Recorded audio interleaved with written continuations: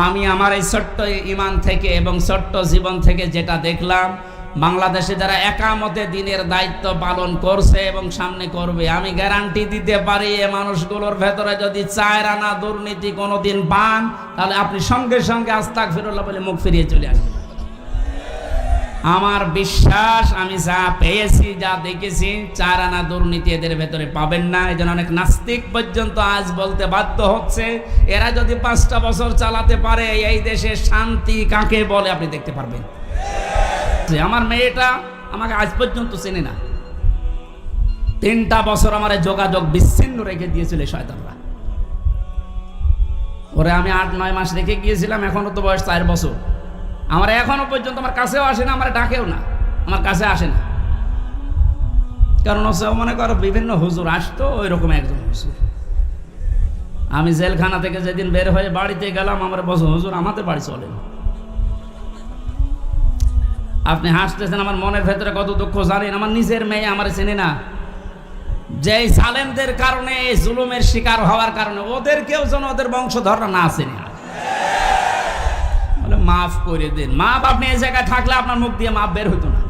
কিসের মাপ? সংস্কার যখন চলছে, নবীদের কর্মসূচি 6টা, এই 6টার ভেতরে 1 নম্বরে এইটা যে হালাল জিনিসকে হালাল জায়গায় নিয়ে এসে বৈধতা দান করেন। সুতরাং এই মুহূর্তে বাংলাদেশের সবচাইতে বড় কাজ হবে, যারা এতদিন পর্যন্ত জুলুমের শিকার হয়ে ওই জায়গায় যেতে পারেনি, ব্যাংকিং ব্যবস্থা বলেন, বিচার ব্যবস্থা বলেন, প্রশাসন বলেন, ব্যবসা বলেন, আজ ওদেরকে ওই জায়গাগুলোয় পৌঁছিয়ে দেওয়া লাগবে। আর হারাম কাজ যেগুলো হারাম হিসাবে হারাম ঘোষণা দেওয়া লাগবে। হারাম এ দেশে নেই। এই কথা বলেন না কেন? বহু অবৈধ জিনিস অলরেডি বন্ধ হয়ে গেছে, সামনে আরো বন্ধ হবে ইনশাআল্লাহ। জামাত ইসলামী বাংলাদেশের কেন্দ্রীয় আমির যিনি ডাক্তার শফিকুর রহমান ঘোষণা অলরেডি দিয়ে দিয়েছে, এই দেশে আমরা সবাই এক পরিবার। সুতরাং জালেম যারা বাইরে চলে গেছে, জালেমরা যেন কিয়ামতের আগে আর না আসে। বলেন, সবাই যেহেতু আমরা এক পরিবার, একটা পরিবার যেভাবে থাকে আমরা এদেশে এখন ওইভাবে থাকতে চাই। রাষ্ট্র সংস্কার অলরেডি চলছে। বন্দিত্ব যারা ছিল এখন তাদেরকে মুক্ত করার এই সংস্কারও চলছে। বিনা কারণে যারা বিনা বিচারে আটক অবস্থায় ছিল, আল্লাহ যেন এটাও তাড়াতাড়ি খুব দ্রুত করে দেন। বলেন আমিন।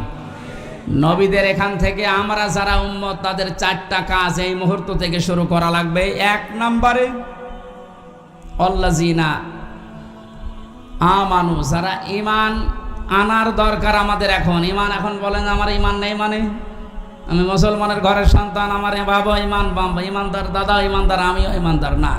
ঈমানদারের প্রকাশ হচ্ছে আল্লাহর কোরআনে যে নিয়ম নীতিগুলো আছে ওইগুলো বাস্তব বিশ্বাস করে দেখানো। এটা এখন দেখাতে পারবো না ইনশাল্লাহ। কোনো কিছু নেই সামনে। যে জালেমদের কাছে আজ 14 বার অনুমতি নেওয়া লাগতো, ওই জালেমরা এখন অনুমতি নিয়ে পা ফেলবে ইনশাল্লাহ সামনে। গতকালকে গিয়েছিলাম ফরিদপুরে, মাসখানেক আগেও ছিল আমার মাহফিল ওই গ্রামে, অথচ জালেমদের 14 জায়গায় অনুমতি নিয়ে আমার উঠতে দেয়নি। বলে না, ওনারা বাদ দিয়ে।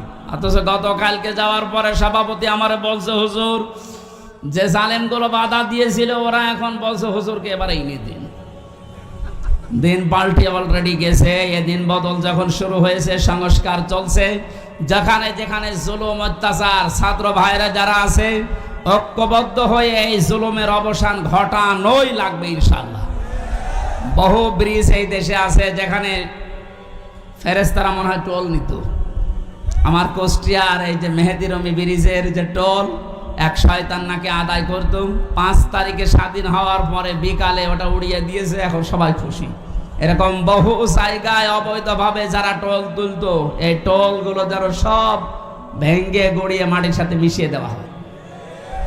আমাদের ঈমান তাহলে 2 নম্বরে নবীদেরকে সাহায্য করা। নবী যেহেতু নেই, নবীর উত্তরাধিকারী এখন যারা, নবীর অনুসারী এখন যারা কাজকর্ম চালাচ্ছে ইসলাম এই দেশে নিয়ে আসার জন্য, তাদের সাহায্য করা আমাদের কর্মসূচির ভেতরে নিয়ে আসতে হবে। আমি এটা বানিয়ে বলছি। সূরা আরাফের 157 নম্বর আয়াত আপনি বাড়ি যেয়ে তাফসীর আকারে পড়েন, এইটা পাবেন। 3 নম্বরে তাদের সাহাচর্যে যাওয়া লাগবে। সুতরাং আজ যারা এই দেশে একামতে দিনের দায়িত্ব পালন করছে, আপনি তাদের সাহাচর্যে যান। দেখেন তাদের অ্যাক্টিভিটিস, তাদের কর্ম, তাদের চরিত্র কি, এগুলো দেখে যদি আপনার ভালো লাগে আপনি তাদের সাহায্য করেন। 4 নম্বরে তাদের সাহায্য শুধু করবেন না, এদের ওপরে যে নূর আল্লাহ নাজিল করেছে নবীদের ওপরে, এই নূর মানে কোরআন শরীফ, এই নূরের বাস্তবায়ন যেন হয়। এই নূর দেখে দেখে সামনে আমাদের পথ চলা লাগবে। আল্লাহ এই 13টা জিনিস আমাদের জীবনে যেন এনে দেন, বলেন আমিন। আমি আমার এই ছোট্ট ঈমান থেকে এবং ছোট্ট জীবন থেকে যেটা দেখলাম, বাংলাদেশে যারা একামতে দিনের দায়িত্ব পালন করছে এবং সামনে করবে, আমি গ্যারান্টি দিতে পারি এ মানুষগুলোর ভেতরে যদি 4 আনা দুর্নীতি কোনোদিন পান, তাহলে আপনি সঙ্গে সঙ্গে আস্তাগফিরুল্লাহ বলে মুখ ফিরিয়ে চলে আসবেন। আমার বিশ্বাস, আমি যা পেয়েছি, যা দেখেছি, 4 আনা দুর্নীতি এদের ভেতরে পাবেন না। এই জন্য অনেক নাস্তিক পর্যন্ত আজ বলতে বাধ্য হচ্ছে, এরা যদি 5টা বছর চালাতে পারে এই দেশে শান্তি কাকে বলে আপনি দেখতে পারবেন। যারা দায়িত্বে আছেন, অন্তর্বর্তীকালীন সরকার থেকে শুরু করে যারা এখন দায়িত্বে আছেন, এই মুহূর্তে আপনাদের সিদ্ধান্ত নেওয়া লাগবে, এই জালেমদের সহযোগী যতগুলো ছিল প্রত্যেককেই ইমিডিয়েটলি এখনই ওদেরকে বহিষ্কার করা লাগবে।